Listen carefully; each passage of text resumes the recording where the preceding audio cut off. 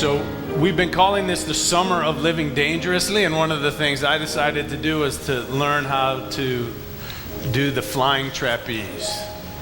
It was quite a thrill, I have to tell you. The physical challenges, though, were only part of the real battle. The true struggle in doing this was overcoming fear, learning to trust, and of course, learning to let go. I came to see how the trapeze can be much more than just a circus art, but can also be a spiritual practice and even a metaphor for our lives.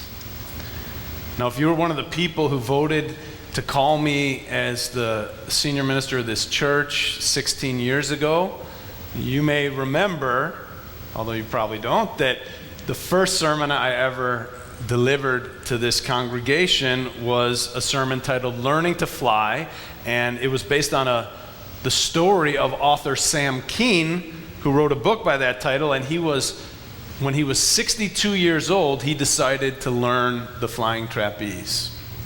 And he wrote this book about it. Now, being in his 60s, this was quite remarkable, and as the word spread to his friends that he was doing this, he received, not from one, but from three of his friends, a Gary Larson cartoon clipping in which a dog is riding a unicycle on the high wire while juggling. And the caption reads, "High above the hushed crowd, Rex remained focused. Still, he couldn't shake one nagging thought. He was an old dog, and this was a new trick."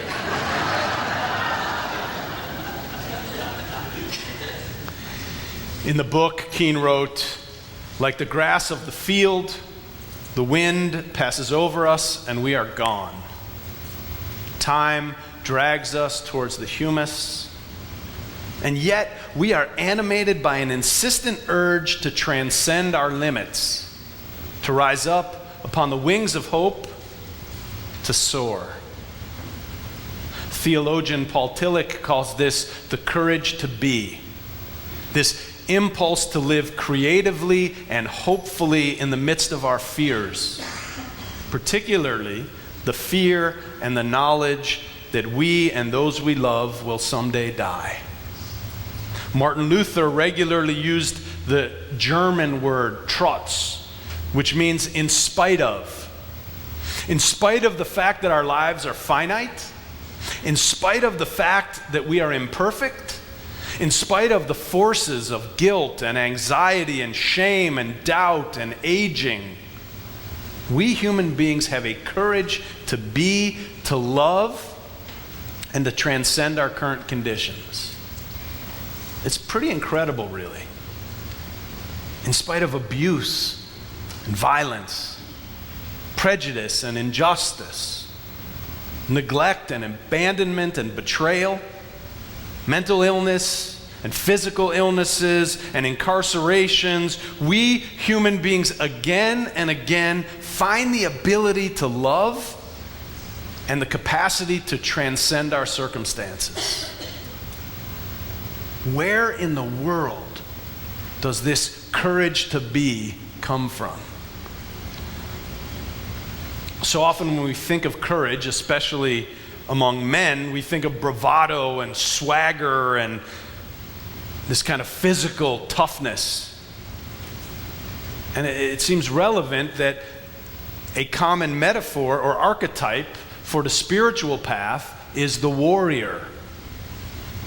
Sam Keen explains how this idea of the male warrior archetype permeates American ideas of masculinity.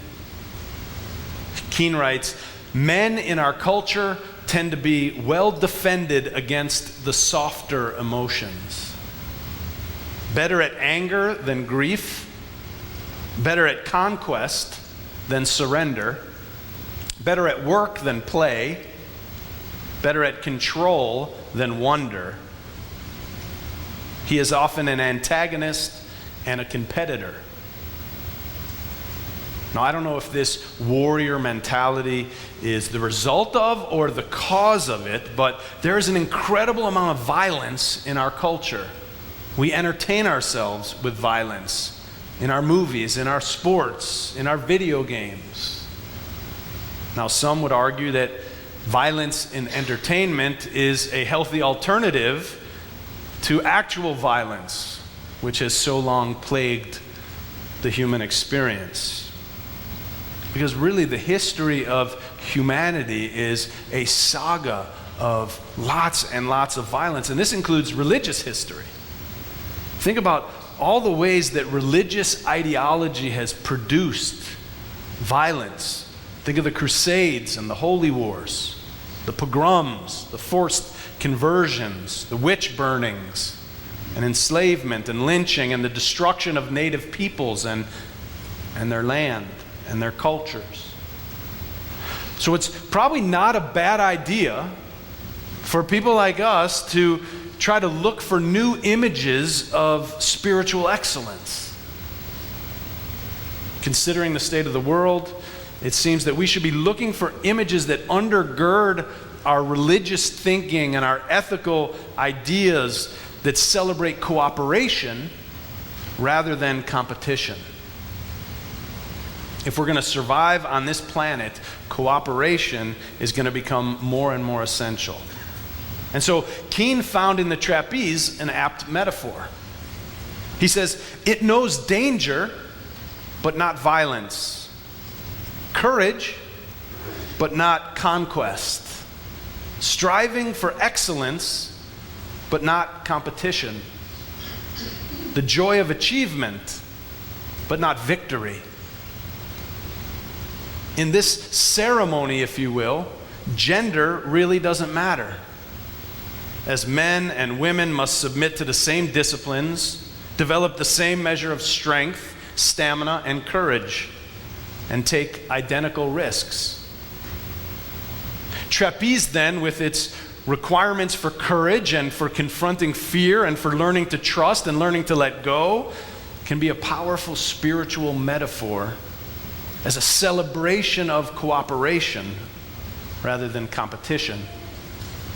Learning the trapeze certainly forces us to face our fears. Just climbing the tiny rungs 25 feet into the air and standing on this little narrow platform with other people is frightening enough. And that's all before jumping off the platform. That's before swinging up in the air and letting go of the bar and hanging upside down from your knees, and before releasing your hands or your knees and then flying through the air. But again, those are just the physical fears that one confronts. But many of the more challenging fears are the same fears that arise for us in our daily lives. The fear of failure, the fear of what others will think of us, the fear that we'll embarrass ourselves, the fear of trusting someone, the fear that we'll be abandoned if we don't measure up to someone else's expectations. For Sam Keene, once he came to see that the trapeze could help a person overcome fear and could help them build confidence, he began a program called Upward Bound. It's a program that works with women who've survived abuse. One dramatic story was shared by a woman in one of his classes who described having peeled away layer after layer of her fears over a 4-day period. Thin to the point of being undernourished, her body permanently bent into the shape of a question mark. On the first day, she remained silent and refused to participate. The second day, she forced herself to climb a few rungs of the ladder, but was too frightened of high places to go more than 6 feet above the ground. The third day, she announced that she wanted to climb to the pedestal, but asked if someone would climb with her. And Keene explains, I encircled her with my arms, and I climbed step by step with her. Every few feet she stopped and verbalized her feelings. I'm afraid you will let me fall. I'm afraid I can't trust you.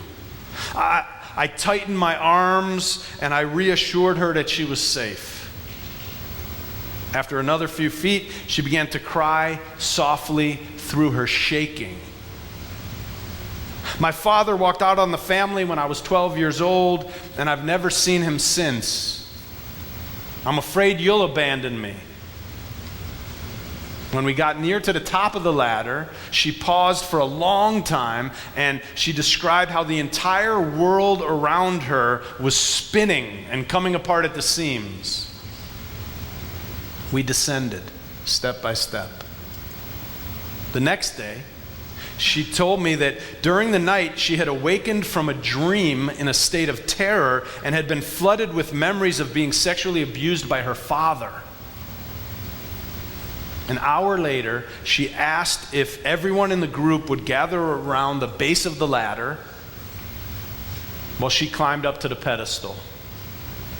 Unassisted, she climbed and was welcomed at the top by one of the instructors. For 10 minutes, she hesitated, struggling to get the courage to make her maiden flight. Finally, with a scream of fear and exultation and loud applause from the group, she launched herself into the face of her fears. When she climbed down from the net, it was clear to everyone that she was a new being. Kathleen Norris writes, "No matter what the circumstances of our upbringing, our capacity for trust, allegiance, and confidence is badly battered in the everyday process of growing up." So where do we get our trust? Where does our courage to face our fears and to let go of the things that are holding us back come from? For some, it comes from a higher power. A power that won't abandon us, a power that will forgive us, a power that will catch us and hold us in its hands whenever everything else in our lives feels like it's shaking like an earthquake, or when we are deep within the depths of despair. But for many, it's hard to have an abiding faith in a higher power that cannot be seen, that we cannot feel, that we cannot hear, that didn't seem to show up at some other time in our life when we needed it. And when we look at the history of the world and of religion, it's easy to question the existence of God. Some people even find it difficult to trust in anything or anyone outside of themselves. Some of the other women who Keen has worked with in the program, they relayed their experiences in the discussion period afterward. Each time they do the lesson, he has them circle up and share their experiences. And this is what some of the women said. "I was so afraid and I started to panic. Then you made me stop and look around and breathe, and I stopped shaking so hard. And I realized that it is panic, not fear, that has always gotten me into trouble. I was afraid all my life, and I used drugs so that I wouldn't feel it. I'm paranoid. I don't trust people, especially men. But when you helped me climb the ladder, helped me off the platform, held the safety lines, and caught me, I began to trust you. Now I see that I have to reevaluate my whole belief that people are always against me. I've learned that you can do anything if you put your mind to it, especially when you can trust that you're in safe hands." Keen explains that the short leap from the trapeze to the catcher is a flight from primal fear to basic trust. From I to thou, from autonomy to communion. Flying, like faith, hope, and love, is an existential act that cannot be accomplished by a spectator. Without the mutual trust and the action of the flyer and the catcher, there's no trick, no art, no transcendence of individuality. Trapeze, like life, is not a spectator sport. Keen himself is a testament to the fact that there is no age limit on learning to let go, learning to face fears, and ripening into the person that we are to become. My takeaway from my short-lived experiment in flying on the trapeze is that learning to fly in our daily lives is it's not about denying the harsh realities, the suffering, the fear, death, shame. It's about having the courage to soar in light of these realities. Trusting that no matter what, we will be caught. There is some catcher that will be there. For some, that catcher is God, a forgiving existence and reality that has unconditional love and arms, spiritual arms that can embrace. But for others, it's the acceptance of other people in a community like this one who love us even though we're less than perfect, even though we'll let them down, even though we're human beings. They will catch us and we catch each other when we fall. For Sam Keen, the trapeze became a spiritual practice. What is yours? How are you taking risks, making a commitment to your own life's fulfillment? Do you have anything that you're doing that teaches you about discipline? Anything that requires you to hold on and that builds your capacity to let go? I can tell you one thing, just being here and being part of the covenant of this community is certainly a spiritual practice. It has all of the elements. In the covenant we say, I will stay at the table. I will hold on, even when it's uncomfortable, even when I'm confused or I'm not sure I agree. I will stay at the table. This is my community. These are my people. This is my tradition. This is the way that I have decided to be in relationship with my neighbors and with my world and with myself. And it's also about trusting other people, especially when we're feeling vulnerable or down. Trusting them with our children, trusting them with our loved ones when we die. It's also about letting go. Every time we pass the offering basket, we let go of a little bit of something that we controlled and that we like and that's useful. And we let go and we trust that it's going to help somebody else and that we'll be okay, that we can do without. This simple act of surrender, this simple practice of letting go, opening our hands, opening our hearts, is an ongoing practice that generates our capacity to release and to surrender, not just some money to an offering basket, but to surrender control in other ways in our lives, things that we're holding on to out of fear. Other kinds of guardedness, trusting that we can do without it, that we can release, that we will be okay. We all struggle sometimes with resentments that we carry, betrayals that we carry, bad habits that we can't seem to shake. And part of our capacity to let go is formed in these smaller, sort of habitual, regular, weekly practices. If you're ready to go further on your journey this coming church year, we're going to be starting up our Soulful Circles again, the small groups where you get a chance to engage even more in a smaller group of people and get to know and reveal yourself and hold each other in a spiritual practice. We also have our amazing Rewire and Mosaic programs, which are small groups working on racial and cultural identity. And every one of us has plenty of things that we can let go of with regard to our understanding of race and culture. We have our meditation groups, our yoga, all kinds of opportunities to practice. My point is that you don't have to jump from a platform or swing from your knees upside down in order to learn to fly, in order to learn to love and be loved. But the journey of facing our fears and learning when and how to let go and when to hold on is something that we all share.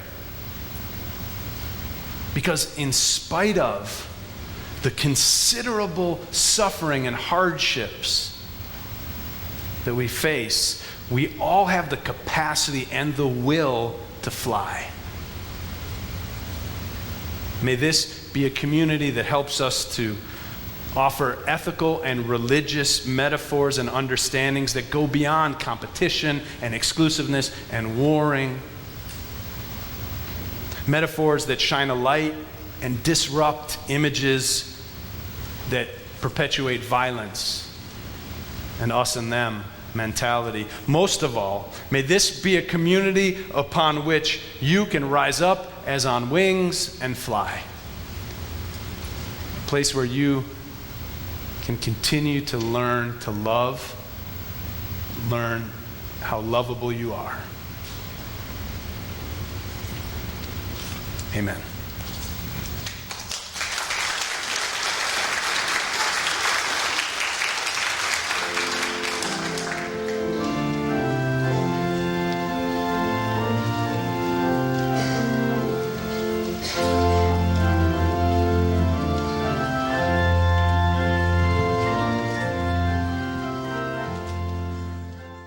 We are your church, and we are proud to be your church, or at least a church that's having a positive impact on your life.